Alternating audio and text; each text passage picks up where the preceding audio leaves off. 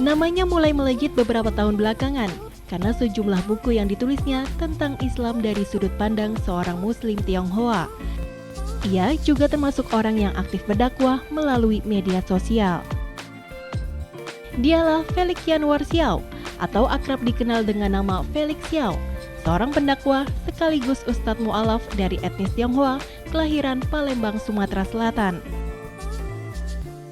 Pria yang lahir tanggal 31 Januari 1984 ini lahir dan tumbuh di lingkungan non-muslim.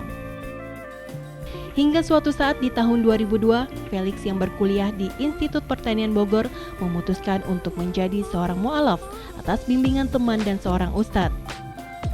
Kepindahan keyakinan dari Katolik menjadi Islam sempat membuat kecewa kedua orang tuanya. Meski sudah memeluk agama Islam, tak lantas membuat jalan hidup Felix lebih mudah. Ia juga mengalami masa-masa perlakuan diskriminatif yang tidak menyenangkan, hanya karena ia seorang warga negara keturunan.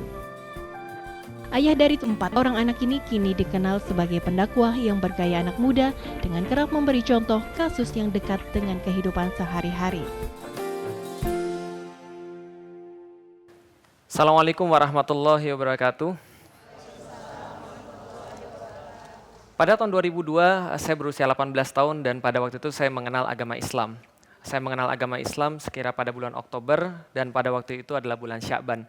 Ketika saya menjalani kehidupan saya sebagai seorang Muslim untuk pertama kalinya adalah ketika Ramadan. Dan setelah Ramadan di bulan Desember, pada waktu itu saya pulang ke rumah dan seperti biasa keluarga saya yang masih beragama Katolik merayakan Natal.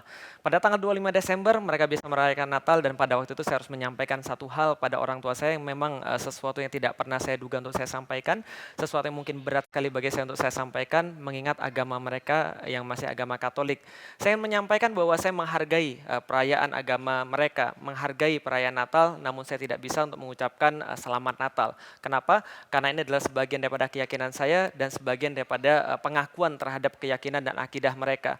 Maka tatkala saya sampaikan pada bapak saya kaget kemudian berkata pada saya, "Lik, berarti agamamu tidak toleran dong.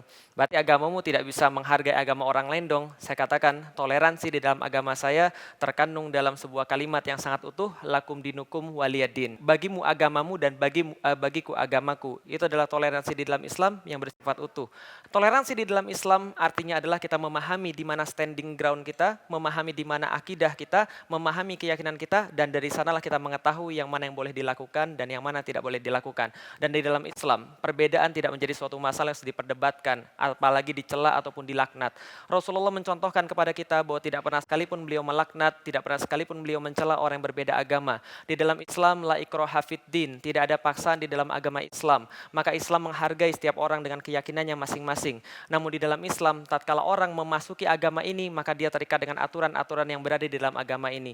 Laksana seseorang tidak dipaksa masuk ke dalam rumah saya, tapi apabila dia sudah masuk di dalam rumah saya, maka dia harus ikut aturan saya. Itulah toleransi di dalam Islam, sungguh indah, telah tercontohkan selama ribuan tahun, dan sampai sekarang tentu saja masih kita pegang, dan demikianlah Islam mengajarkan kepada kita, Islam itu indah. Assalamualaikum warahmatullahi wabarakatuh.